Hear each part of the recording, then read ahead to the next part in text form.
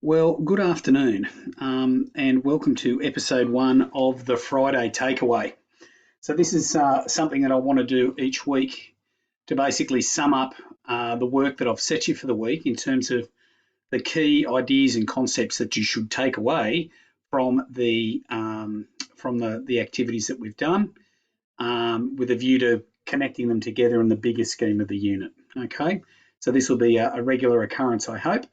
Um, if you want a copy of this PowerPoint that I'm working through, can you just let me know, and I will. I'll just attach it, drop it into the OneNote. That sometime before week 6, I hope 6 properly for everyone, so that we're all back on the one track. Anyway, here we go. So we're looking at the work that I said at the end of last term.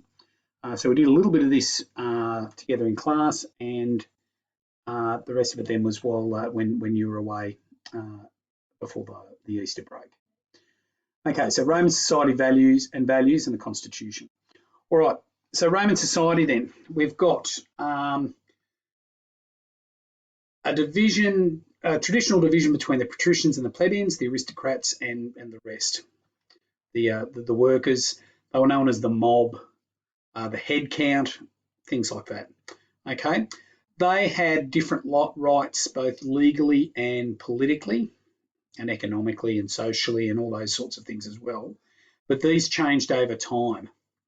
All right. As Rome grew in power and influence from the 3rd century onwards, 3rd century BC onwards, there emerged a middle class that were plebeian in background, but increased their wealth, and in turn, because they were wealthier, they had more influence. Okay. So, and this group was called the equites. And this group is similar in some ways, I guess, to the bourgeoisie in the Third Estate and the Ancien regime in France, if you can remember all the way back to the French Revolution work we did back in Year 9. Okay, so this was a group of people that had power, but they didn't have the background and the traditional influence that the patrician class had. Now, the relationship between the patricians and the plebeians, and the patricians and the equites and the plebeians, a key feature of that relationship was that of patronage. All right, and this is a relationship between social superiors and inferiors. So what it basically was, it was an indication of your status and power. So the more clients someone had, the greater their standing.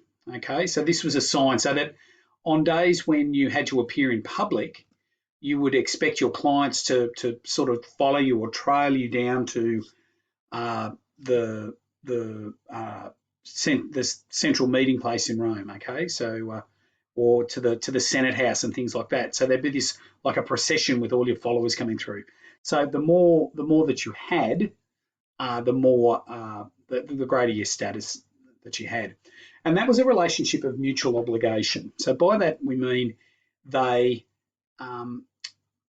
both provided one another with specific things to maintain that relationship. So for a patron, for a client, would defend them legally. They would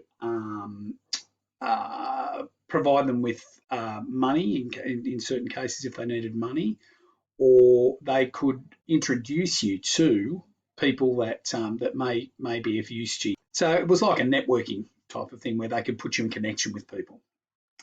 And on the flip side to that, the clients were expected to remain loyal to their patron, and so you couldn't sort of shop yourself around. Basically, you couldn't sort of borrow money from one patrician and then go to another patrician and things like that. So sort of people knew who you were linked to. Okay. And so it was bad form, obviously, then to betray your patron, and likewise, that was bad form for the patron not to be able to help or refuse to help their clients. Okay, so that was sort of a non-formal contract between those two groups. So the family unit then was the building block of Roman society.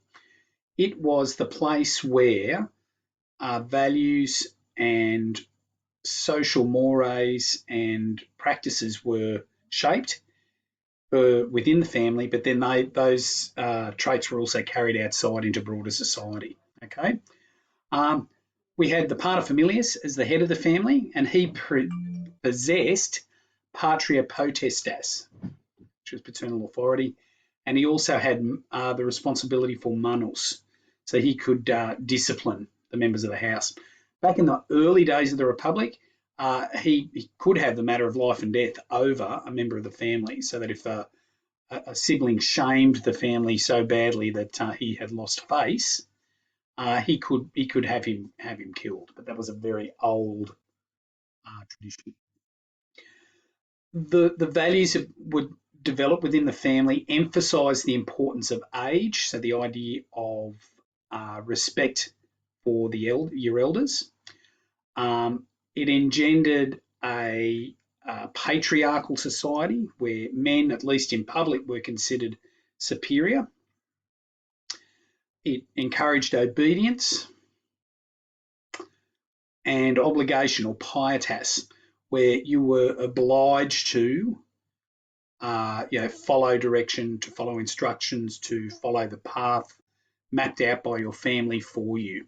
So they may arrange, if you're a girl, for example, they may arrange a marriage for you, and you were to, you had no rights in saying no to it. You basically would marry that person, because sometimes marriages were to make connections between the families. Okay. It also encouraged a thing called foster this sense of the mos maiorum, so respect for the traditions of our fathers. We'll talk a little bit more about that next week, in next week's summary. Society. So when we take the family values into broader society, we can see a little bit of similarities there. Okay, the broader society really put a strong emphasis on the mos maiorum. That sort of respect for elders and respect for the traditions of the past. In moving through society, you were meant to do so with gravitas. So that was a seriousness about life. And that involved an expectation of service to society and family. So you needed to do deeds that would benefit society, which in turn then would reflect positively on your family. And that was very, very important, that idea of your social standing. And feeding into that, as a product of gravitas, your prestige and reputation, your dignitas and auctoritas, would grow. And these two characters are absolutely crucial to an elite. Be they patrician or equite, their dignitas and auctoritas were potentially the most valuable things that they possessed.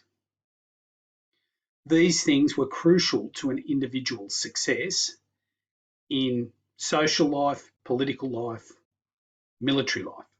So one of the key areas where you could develop these qualities and display them and show them off was in politics. And that was an important part of an elite Roman's life. So this was unpaid. So essentially you're doing it as a service to the broader community. It was sort of a social and family obligation. So if you were wealthy and you were powerful, you were obliged to use that wealth and power for the benefit of society as a whole.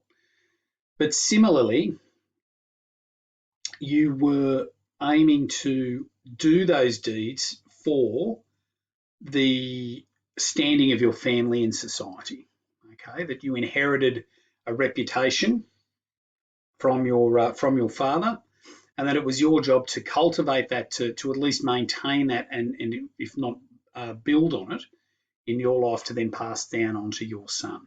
Okay, women played a part in doing this by following the directions and following the I guess orders of their patri potestas, no, so their pater familias. Sorry.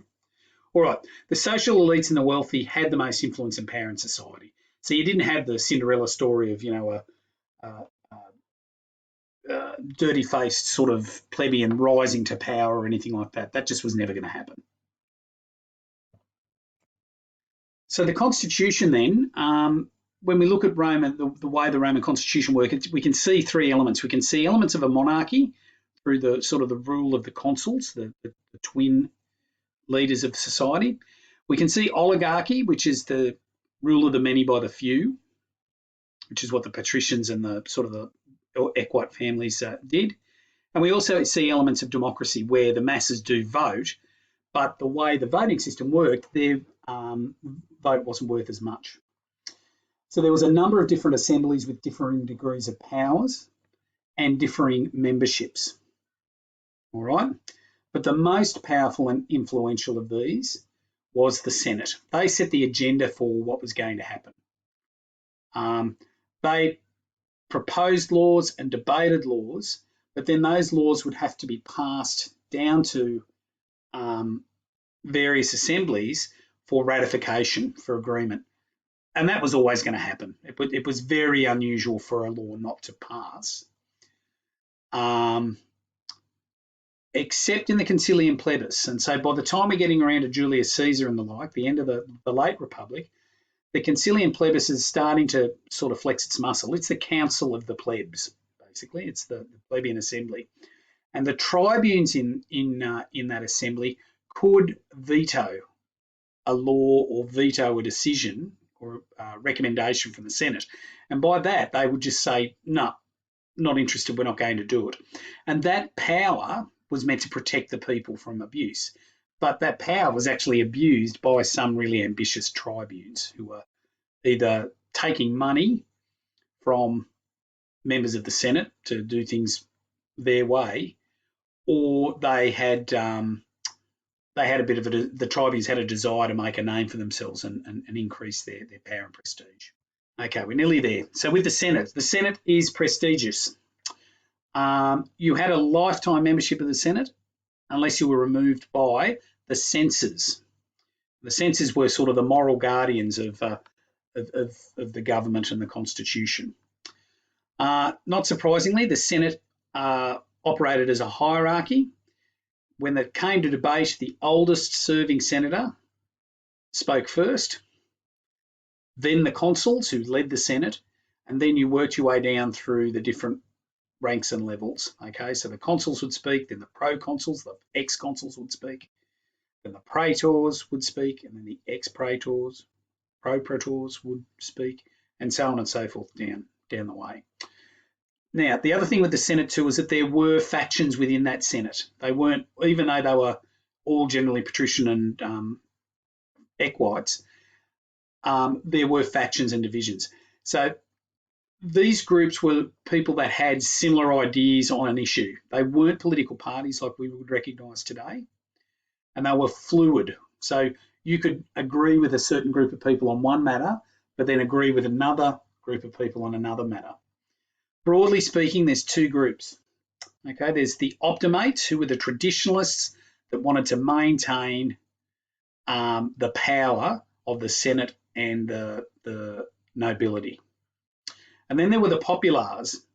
And so they were people that, even though they were of the elites, they were conscious of the needs of the people. And they were accused basically of being a bit like a demagogue and basically appealing to the masses. All right, and so finally then, functioning then within the Senate, so the members of the Senate were made up of the magistrates that had been elected by the various assemblies. And those magistrates were people that moved through the cursus honorum, the ladder of offices. So at the bottom of that, we had the quaestor. Then we came up to an optional position, which was an aedile. Then we had the praetor, and then at the top of the pile there, we had the consul. All right. There were also positions that were outside of the cursus honorum that were still important to hold and were prestigious in their own right, like the tribune of the plebs that we talked about just before, the censor, who was an ex-consul, and there were two censors that would manage that. And then at various different times in the Republic, there were other special positions that were declared, like a dictator in times of crisis. And the dictator's a system, which had a groovy name of the Magister Equitum, which was master of the horse, which was sort of his right-hand man. All right.